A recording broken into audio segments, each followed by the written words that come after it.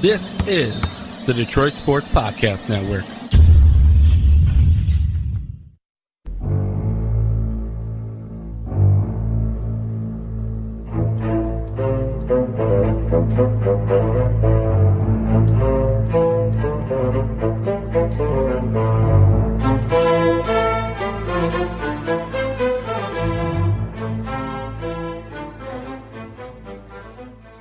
And welcome to the very first episode of Sundays with Dominic and Vito. I am your host, Vito Chirco, and my co-host is my brother, and it is aptly named this show because his name is first. It is before mine in the show title. That is Dominic Chirco once again. Dominic, how are you doing? Vito, I'm doing well, man. How you doing, brother? I'm doing How you doing, brother? What the heck was that? That's funny because you never called me brother. I like how you had to throw that in there to be funny, and it got a laugh out of both you and I, so very good. Now, the Michigan Wolverines football team, not very good so far. Good, maybe you can say, after defeating Rutgers at home 52-0. This episode coming out on Sundays, obviously, but we're recording on Saturdays, and the Saturday of the Michigan-Rutgers game that was played at noon at the Big House in Ann Arbor. It was a Michigan beatdown of Rutgers. Now, that was expected. So did we take any kind of positives out of that game for the Michigan Wolverines, Dom? I think the passing game was much better today with Shea.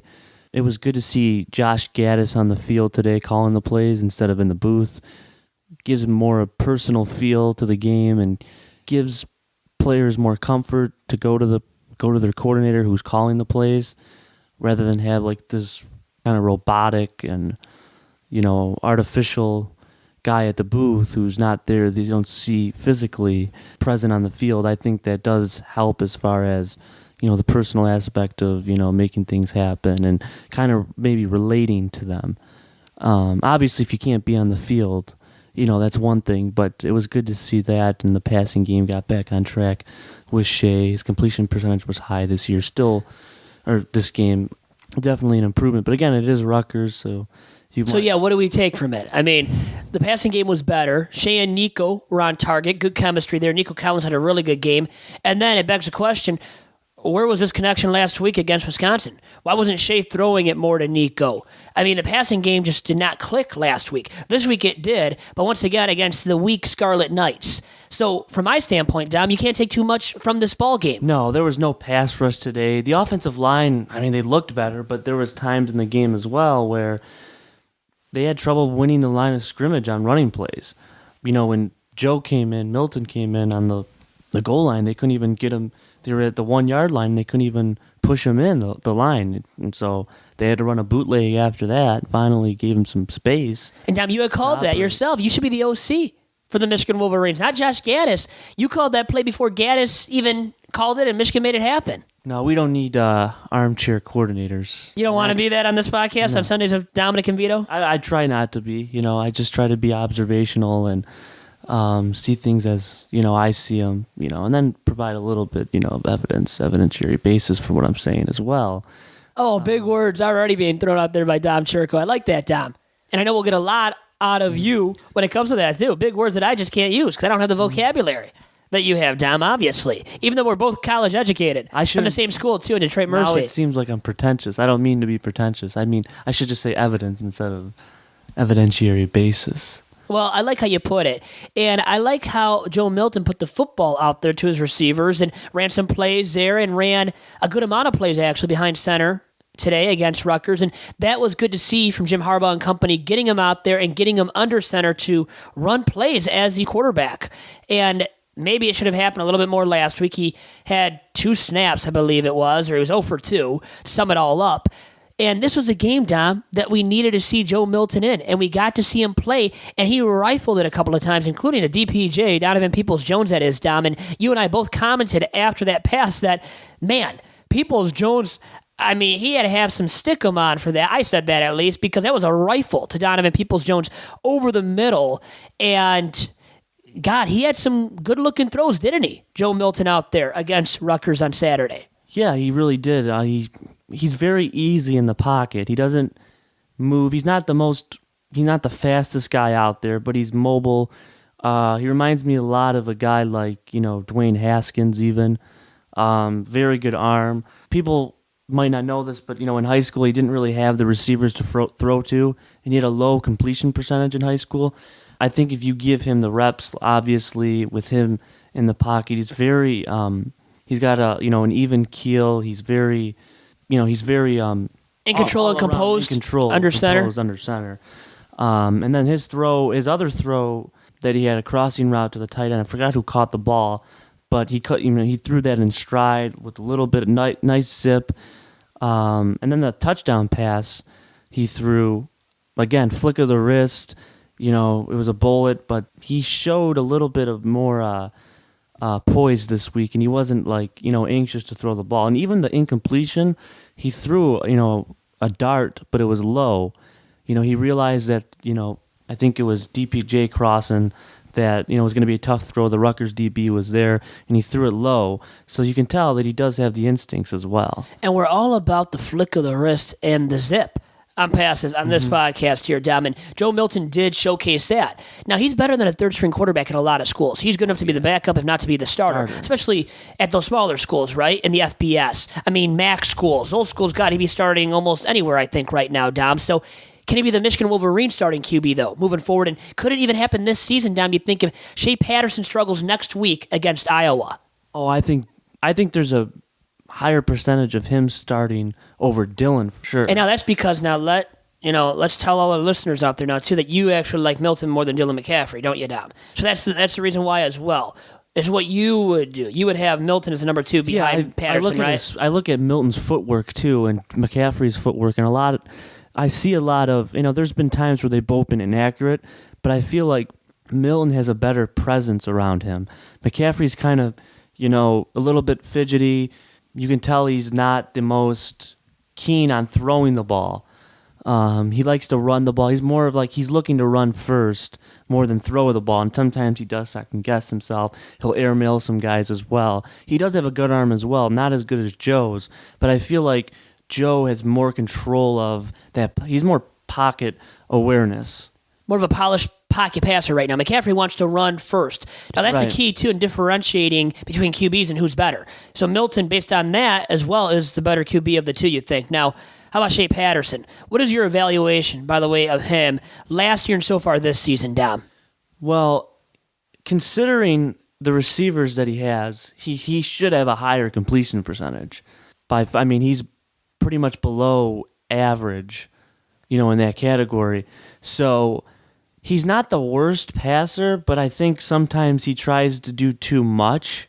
And I think, he reminds me a little bit of, Johnny Manziel, where he'll just kind of, Johnny had probably a little bit better arm strength, but he'll improvise just to improvise. I think he's better. He's gotten, today, it was easy. His first read is Nico Collins, and he's always going to break stride against, against the Scarlet Knights, right? Especially no offense to them, too. Yeah, you run like a Texas route, and he's open on the sideline. You got room to throw that ball in a window, and obviously most college quarterbacks that are starting can make the throws that Shea makes.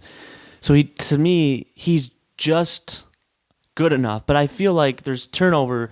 The turnovers in his game are, if he continues that trend against good teams, that might leave, cause some questions. So Dom, he's decent. He can improvise and look all right when he does improvise, right? But he's no Baker Mayfield. He's no Johnny Manziel. Jim Harbaugh and company and U of M faithful nationwide, worldwide doesn't throw the best deep ball either. So they thought he would be a Johnny Manziel, though, or Baker Mayfield when he walked in and took over the starting job from week 1 on last season against Notre Dame. He didn't look good against ND.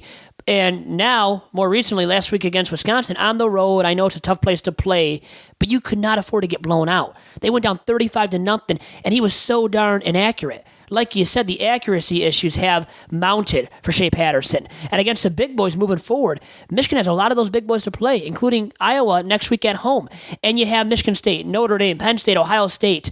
See, Dom, I think Shea Patterson is decent, but to beat those big boys consistently the rest of the way this season, I think you need a better quarterback. I don't think Shea's going to be good enough, Dom, in so many words, to beat all these big boys left on U of M's schedule.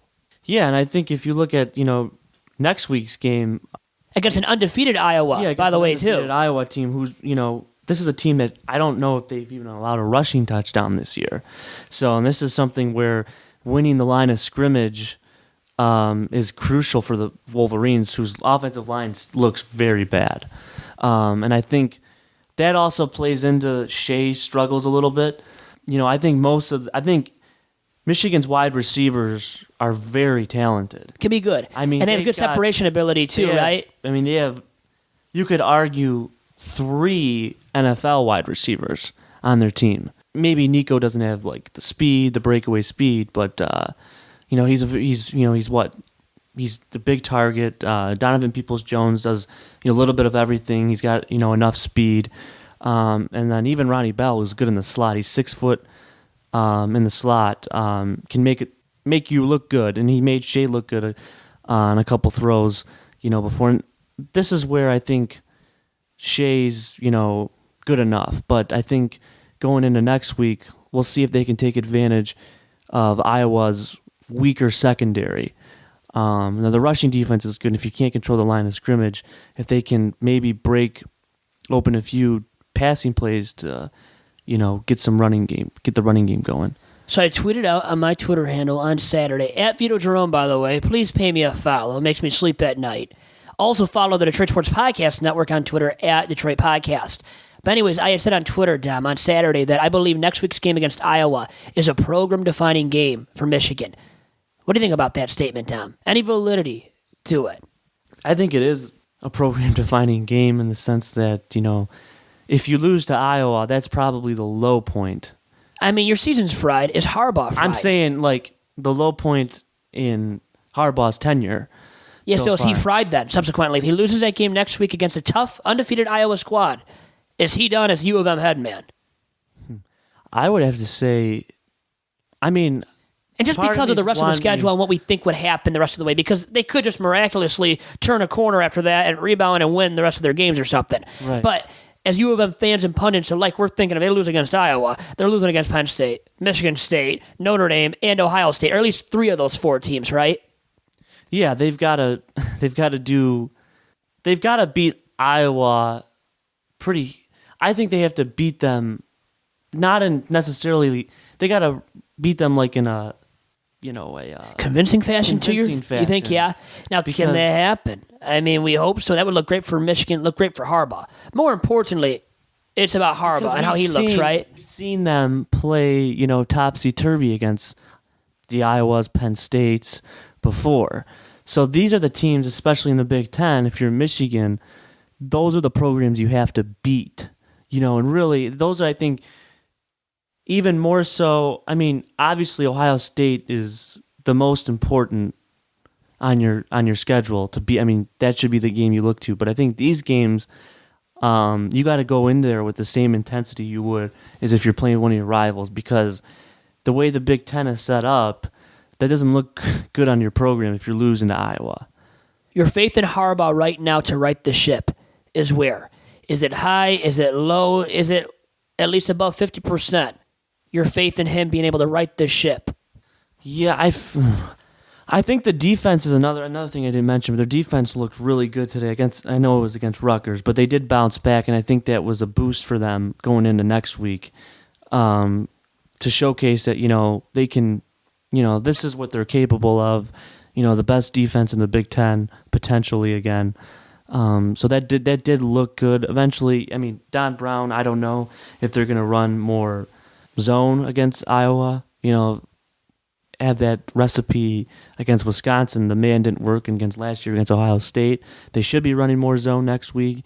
And then the offense with Gaddis, I think the play calling is pretty good. So a better week than last week, right? It's a better week. It's hard to judge, though. I think this might be a little bit of I think it would be a fool's errand to say that, Harbaugh is going to right the ship for sure. To say that, I think you got to play it week by week, and I think if you're Michigan, if you lose to Iowa, now if I'm, doing the hiring and firing, I don't know if I would say Harbaugh's gonna. If he loses to Iowa, he should stay. I would think he would be on the hot seat if he's not already. And I think a lot of other coaches would be on the hot seat right now, Dom, but it seems like Harbaugh isn't. I mean, what's the idea that you get when you have looked at all these, rumors on Twitter, online, and what you've seen from the program, going into what is now your number 5? It is your number 5 for Harbaugh. What do you think is just the story behind that with him being on the hot seat potentially? Do you think it does carry some validity, him being on the hot seat, or is this just different for Harbaugh in this situation because of how heralded he was coming into this gig? Definitely on the hot seat because he's off to he's lost already before you even go to before October. So I think if you look at from that perspective, Michigan expects to win, until you get to like the rivalry games, every game. So that puts him on the hot seat right there. That right there puts him on the hot seat.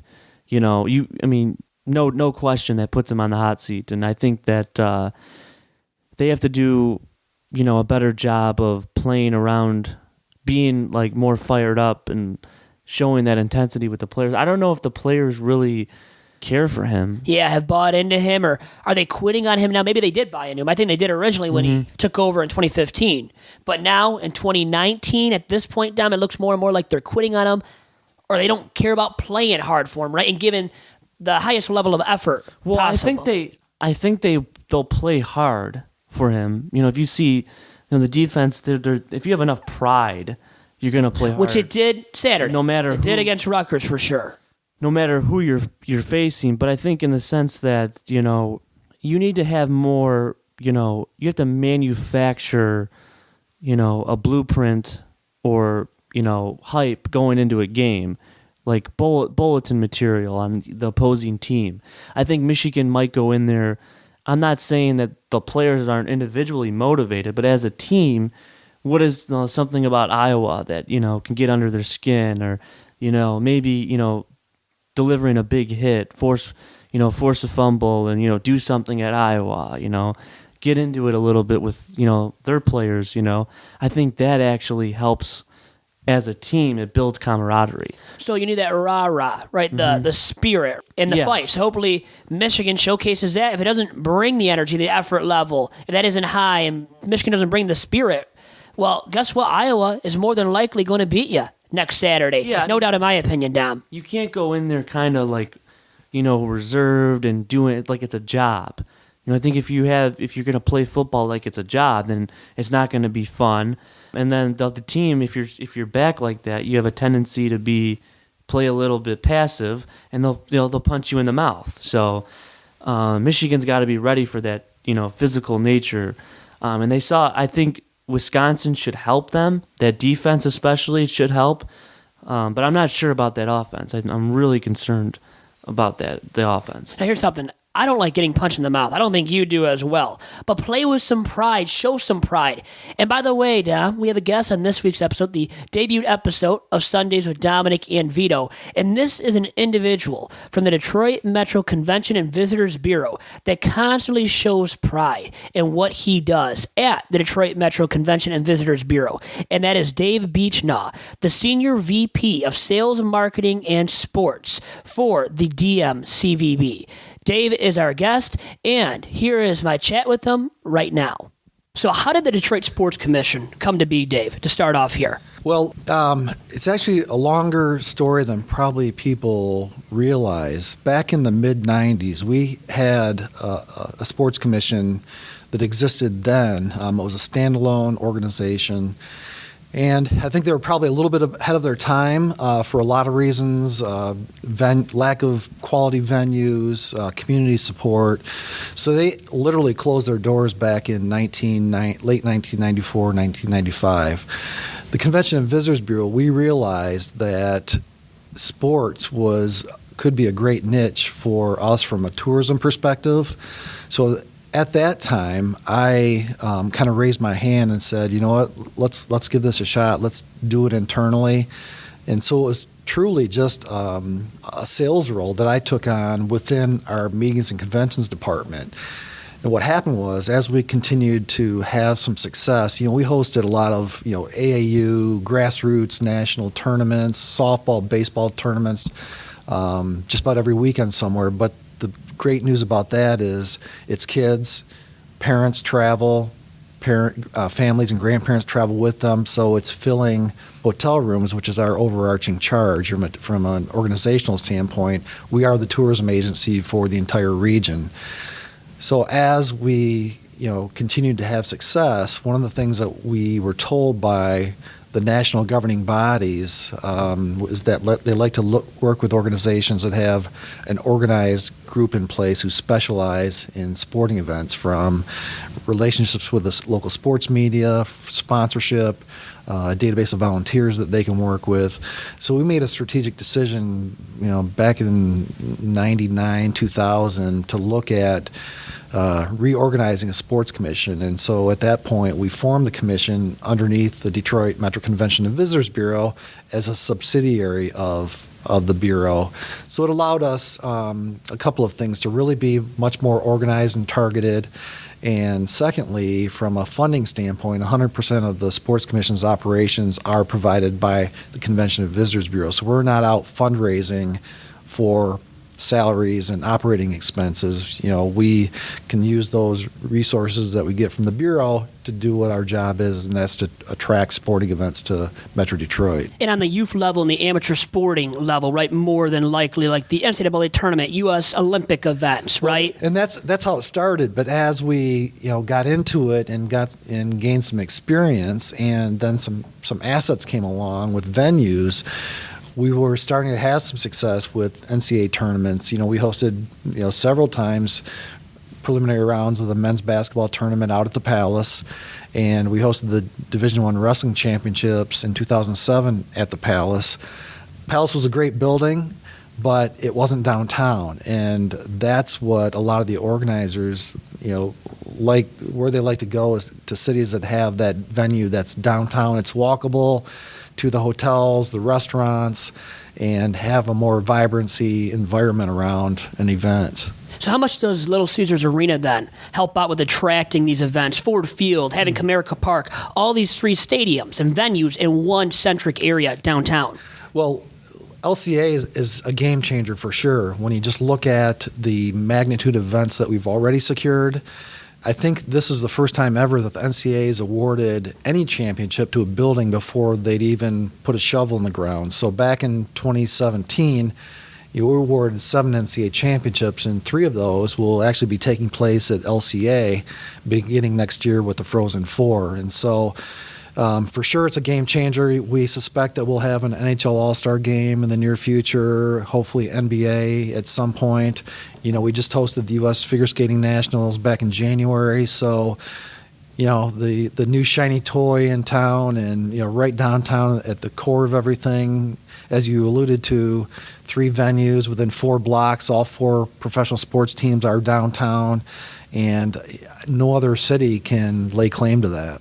What can a pro sports all-star game do for the city of Detroit in terms of bringing in people and just overall landscape for the city of Detroit? What can an all-star game event do for the city? Oh, the magnitude is huge. The NHL All-Star Game, absolutely brings, a number of people to town.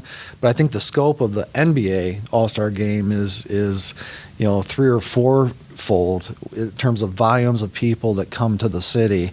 Not only the economic impact, but just the community pride that the NHL or the NBA has awarded, their highest profile event to your city, I think goes a long way as well. And then the opportunities that come along with it from a community perspective, and the residents who may not have a ticket to be in the arena that weekend, but the ancillary events that come along with it, the Fan Fest and some of those other opportunities, volunteer opportunities to be around those events. And I think that's the core of it.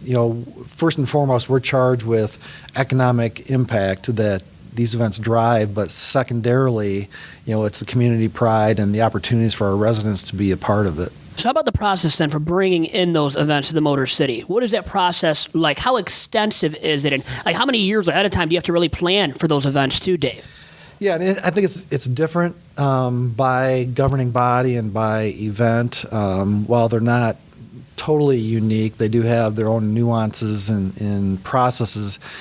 NCAA, for example, they just announced their next bid cycle for the academic years 2022 through 26.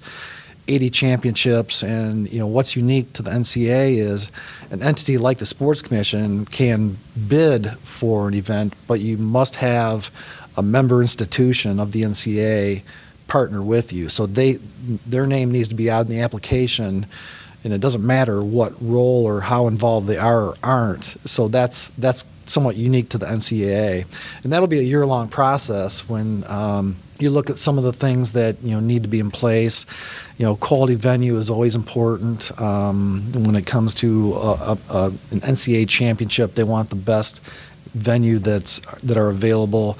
Student athlete experience is, and you'll continue to hear that when the NCAA talks about their championships, is just the experience that the student athletes will have in a particular city for that championship.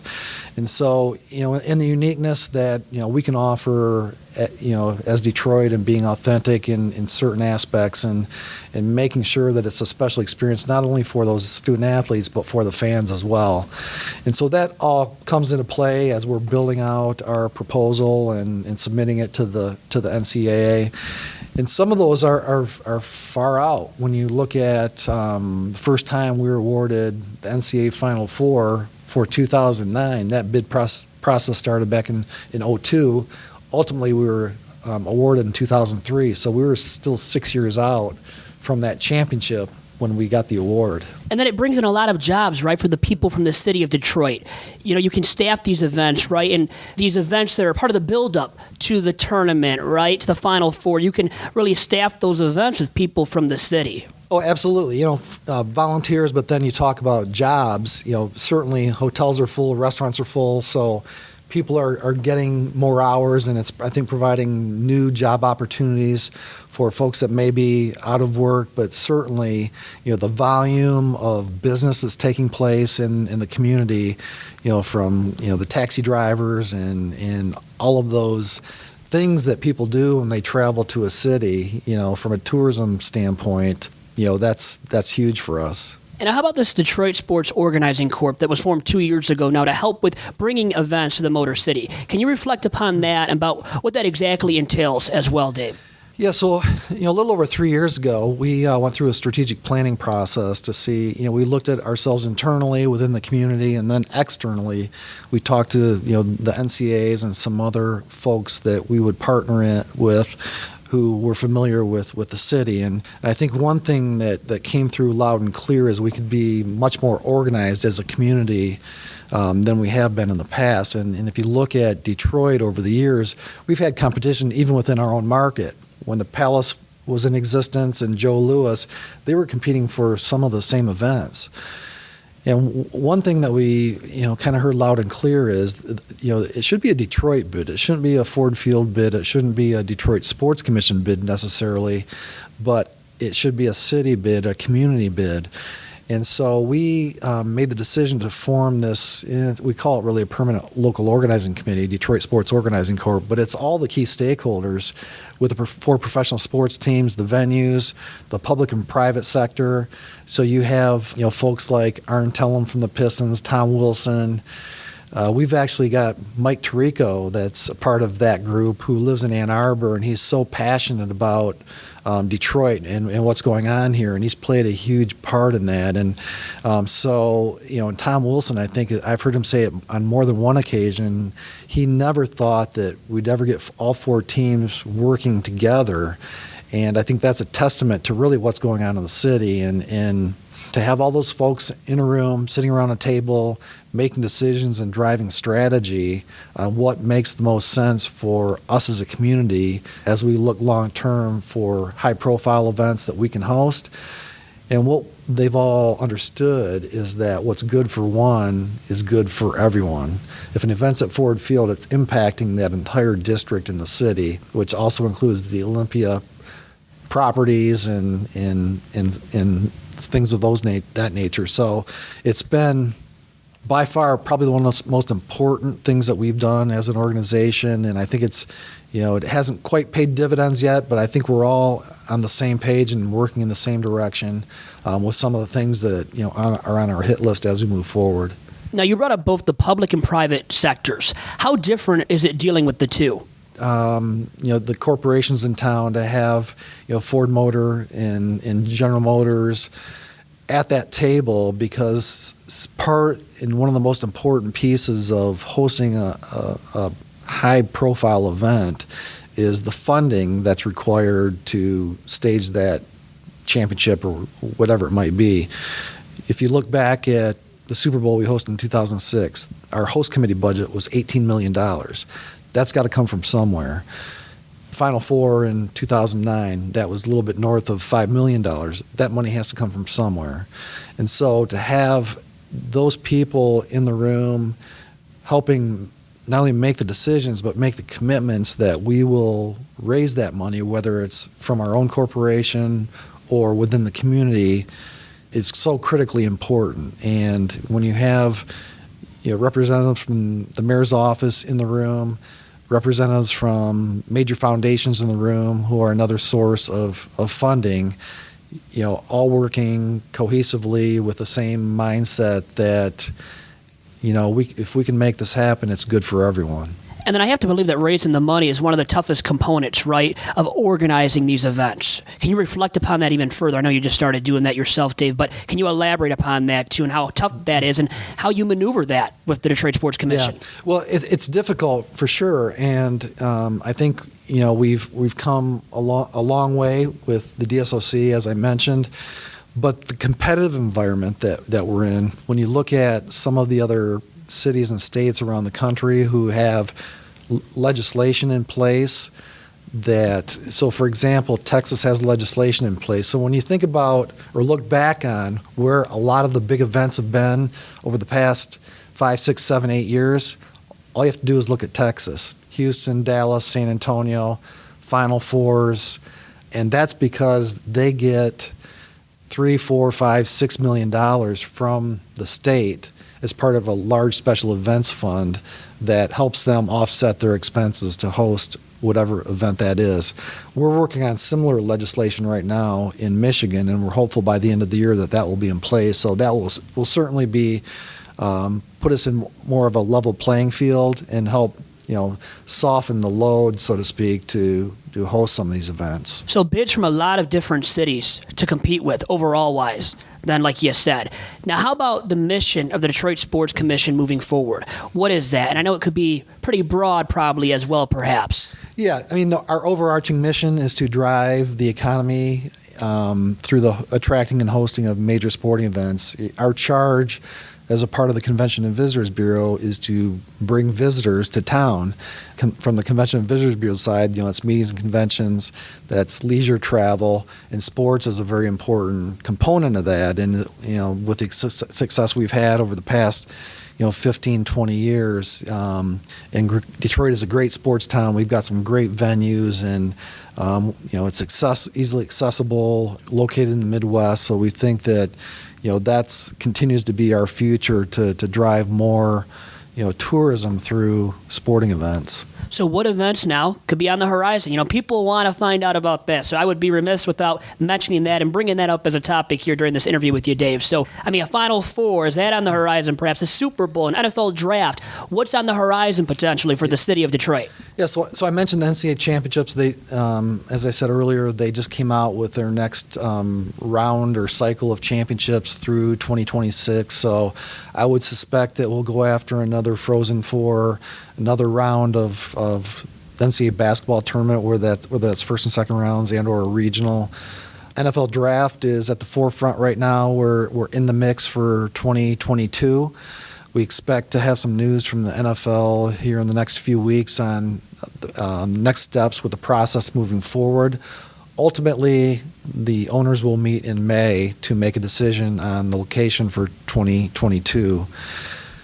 Big Ten tournament and championships, that's kind of in our sights as well. We think that we're poised for at least 1 year of a men's basketball tournament, and we continue conversations with the Big Ten. And women's sports are also important to us. So if we can secure the Big Ten women's tournament, maybe a women's Final Four, that would be great as well. And I think now with the new building that we have downtown, that will play in our favor.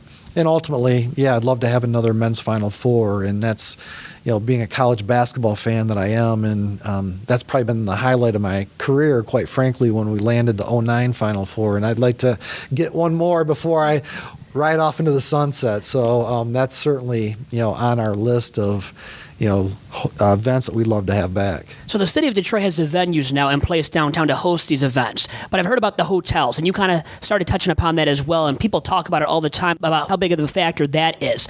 Can you reflect upon that, Dave, about how big of a factor that truly is, having the hotels as well downtown and enough of them to accommodate the people that come in through the tourism like you brought up? Yeah, it's very important, and that's, one of the requirements that certain governing bodies have. The NCAA, for one, they require X number of hotel rooms within a certain radius of the venue. But what I will say is we continue to see growth in hotel development. A lot of the boutique hotels that have opened over the last 3 or 4 years, we've had a half a dozen of them or so. I think that speaks to the quality of the hotels that we have, but we need another big box or two. And I think that, the Detroit market is hot right now from a hotel business perspective. Occupancies are at an all-time high. Rates are at an all-time high. So, we've seen a lot of interest from hotel developers, so we think it's just a matter of time. But that's certainly important, and one of the, things that these event owners look at when they evaluate cities. So, Dave, I will leave you with this. What is one unique thing about you, by the way, now, that many people do not know about your sports fandom, your sports experiences, any of the above? Well, I had a modest Division III athletic career. I was a two-sport athlete at Adrian College. I played basketball and baseball there. And, one of part of, my experiences growing up as an athlete is one of the reasons we formed the Prep Kickoff Classic, because I reflect back on my days in Lansing at Lansing Catholic Central High School and some of the experiences I had there playing in Chrysler Arena in the state semifinals in basketball. When I was at Adrian College, played in the Silverdome when the Pistons were there prior to one of their games.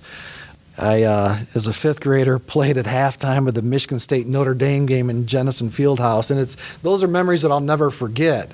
And those are the things that I tried to pay forward, and I think the Prep Kickoff Classic has been able to provide that, because we all know that maybe 5% of those athletes that play that weekend will ever step foot on a college field again, whether it's Division I, II, III, NAIA, you name it. And so I think that those are memories that, I'm happy that we're able to create. So carving out those experiences then for the youth, right, that never will go on from high school to play collegiately or play professionally. How vital is that then? I know I told you I would leave you with that question, the last one. But how about that? Talking about the Zenith Prep Kickoff Classic and how vital that is for what you brought up, the youth that are playing in those games as part of the PKC. Yeah, absolutely. And as I said, just a very small percentage get that opportunity. And, we always hang our hat on being inclusive, and we always have those anchor schools that are going to draw fans, are going to have competitive games, and the big time recruits are going to be competing in it. But at the same time, it's great to have a Trenton or a Chelsea or name a school of the 80 or so that we've had over the course of 15 years, and that's one of the things I'm most proud of, is to be able to deliver that experience to those kids. Well, Dave, I love what you guys are doing at the Detroit Sports Commission, giving back to the youth and carving out so many terrific opportunities. And with that being said, best of luck to you moving forward, and great talking to you today. Yeah, thanks for having me. I appreciate it. Awesome. Thank you very much. And that was Dave Beachnau of the Detroit Metro Convention and Visitors Bureau. Thanks to him for all the time on this debut episode of Sundays with Dominic and Vito. Now, Dom also left on this week's episode of the podcast are 2 sound bites left from the co-host of Doc and Jock, and that would be Adam Strozinski, who is the Jock of Doc and Jock, and also John Charles Macaroon, who is the Doc of Doc and Jock. And as you know, Dom, already, John Macaroon is my co-host for Two Bad Hombres. It comes out on Saturdays. And for Tigers Talk, which comes out on Wednesdays. So I deal with John Charles Macaroon a lot, and probably too much. But you know what? Give them credit for allowing me to start this podcast down with you. And this podcast will be a weekly pod, by the way, for the Detroit Sports Podcast Network. And without further ado now, here is a soundbite that was left by the Jock from Doc and Jock, Adam Strozinski. Vito and Dom, congrats on the new podcast. I'm so excited to hear this. I want to wish you guys all the success in the world. A few tips and tricks of the trade for running a successful podcast.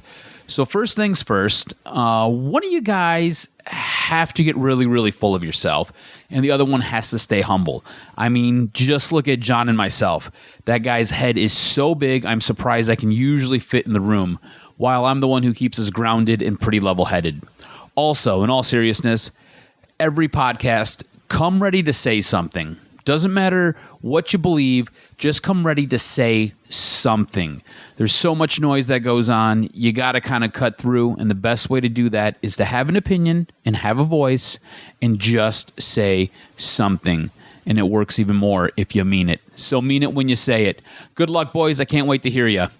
Now, that was Adam Strozinski with some feedback or just insight for us, right, Dom, in doing this weekly podcast now, and the first time for you actually doing a weekly one ever in your lifetime, and now with your brother. Shouldn't be too hard, but as he said, have to say something and mean it when you say it. Leave an impact with our listeners, right? Dom, do you think we have done that so far in your Michigan commentary? Yeah, I think we've, said what we had to. I think you got the big head, though, the two. I'm the guy that's the arrogant guy. I'm the Jim Harbaugh, perhaps, of the bunch of you and I, at least. That's more arrogant than the other. But Dom can bring the expert commentary, though, and the big words, the big vocab that I don't possess. I guess at least Dom, too.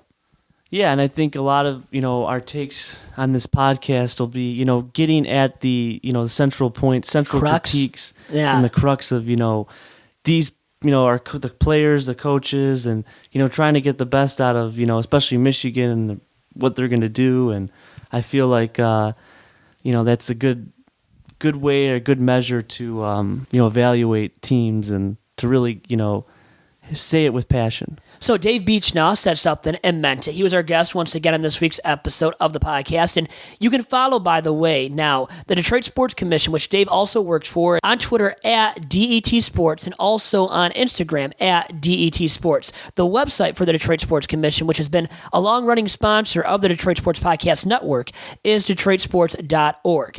Adam Strozinski always says something. He just did himself there as well. Good advice from the Jock from Doc and Jock. Now let's get some advice from the Doc from Doc and Jock, and that would be John Charles Macaroon. Enjoy. Well, Vito, congratulations. You got 2 minutes of my attention. I'm a busy man these days, so you finally caught me. You ran me down, and I can get this to you. I first want to say to you and Dom, congratulations on doing a podcast. Now, one of the things that's curious to me is that you're deciding to air this on a Sunday, the Lord's Day. You boys are church fellas. I understand that you guys go to church, you're nice fellas, and yet you want to do the work on Sunday?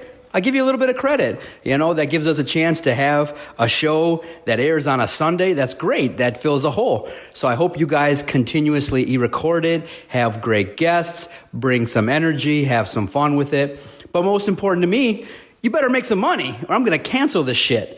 So I hope that you and Dom have a great time recording this podcast and you guys make it entertaining because I will listen. You know that, being that I'm the podfather, the founder of the Detroit Sports Podcast Network, and now the Sports Illustrated Lions maven covering the Detroit Lions. So I have a lot of say into what's going to happen. So I'm hoping that this project that you guys are undertaking is going to be great. You have fun with it, you record it, and you get great guests, and that the topics are definitely interesting, and that you generate big, huge numbers so that my pockets can swell, and then your pockets can swell. That's how this works. Best of luck. I'm definitely going to listen to Sundays with Dom and Vito, the newest show on the network. And that was John from Doc and Jock with some advice for you and I, Dom, about what we should do at the podcast and words of advice for you dealing with me, I guess, in so many words, as well as my co-host. You and your big head you got there. My big head, as I talk way too fast and just keep talking because I like to hear myself. I mean, that's what I exude here. I exude the arrogance, I guess, Dom, between you and I. But anyways, let's leave everybody now with this segment that I want to debut here and do on a weekly basis as part of Sundays with Dominic and Vito, our Sunday Sound Off. And I'll leave you with the honor of doing the segment on this week's episode of the podcast. And it's something we will vent about for about a minute or so, might go 2-3 minutes. But anyways, in a shorter than long period of time. And it's about something you or I are passionate about. So what would you like to vent about, Dom, this week on the debut edition of Sunday Sound Off? Vito, what boils my blood is this notion that paying free agents in baseball won't lead to success. Now, you might be wondering why the 4 highest paid free agents this offseason, Bryce Harper, Manny Machado, Nolan Arenado, and Mike Trout, are not in the postseason. Well, a lot of it has to do with their teams. Now, if you think about it, look at what the Nationals have done. The 2 highest paid players this year are Max Scherzer and Steven Strasburg, contract-wise, on a yearly basis, and they're making the playoffs. So, when we look at highest paid players annually, I think we get this notion that, it's not worth it, or how are we going to, spend money on other players? Well, if the Nationals were maybe smarter, they would spend the money also on Bryce Harper, but they didn't, and they'd made the playoffs anyway. However, when we look at these players going forward, going into free agency, we have to look at it how the team is already situated before these teams make the signings.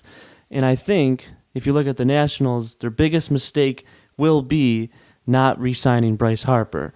So the crux of my argument is that when the best free agents are out there, you pony up and you pay for the guy, no matter how good you think your team is without him or how good you're going to be able to withstand not having this presence. Because, I hate to say it, Adam Eaton, but Bryce Harper is better than you, and the Nationals will miss you in the postseason. Dom, that was great stuff right there, man. Let me give you mine now. Okay, my Sunday Sound Off is about the Detroit Tigers, who lost 59 games at home this season. Way too many home contests in which they were uncompetitive and lost. You lost 59 games, almost at the Major League Baseball record, Dom, for losses at home in a season. And you lost 100-plus games overall-wise as well. Weren't competitive in so many games throughout the entirety of the season.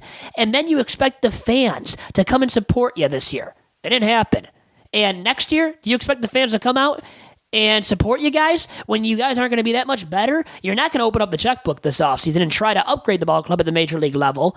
So as fans, Dom, and you're not even a fan of the Tigers, but as Tigers fans like myself, I'm not going to go there and spend my hard-earned money. I would classify it at least as hard-earned money, but in the hard-earned money of so many out there that live in Detroit, in the Metro Detroit area, throughout the state, in the fine state of Michigan, to spend that money on the Tigers and the product is going to be so darn lackluster once again next year, and the team could very easily lose 100 and north of 100 games down.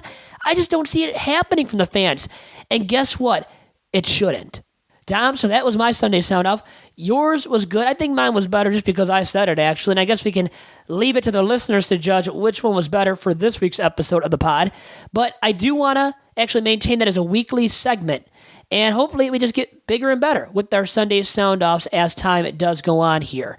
And once again, you can follow the Detroit Sports Podcast Network on Twitter at Detroit Podcast. Also, make sure to check out our terrific website at DetroitSportsPodcast.com. Dom, any final thoughts that you want to leave our listeners at home with? Well, Vito, the true test will be next week for Michigan. I'm looking forward to it against Iowa to see if they can really put their stamp in the Big Ten and gain confidence of the fans and everyone else in the program, and hopefully they go out with a dub in a convincing way. Michigan better get it done or their season is fried. It really is. No other way of putting it. And with that, Dominic Chirco, mi hermano, which you hate having me say, but I just did it there at the end. See, not at the beginning. Didn't do that to you to start off the podcast, but at the end, I had to do it to you, and it's been a pleasure. Yes, it really has been, Dom. It has, big brother. I love it. Yeah.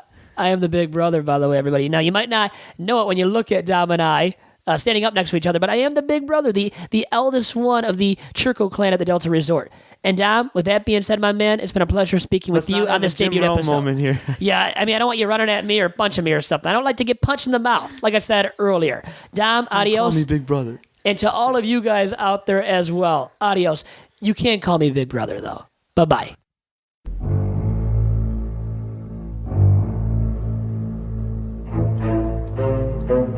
Thank you.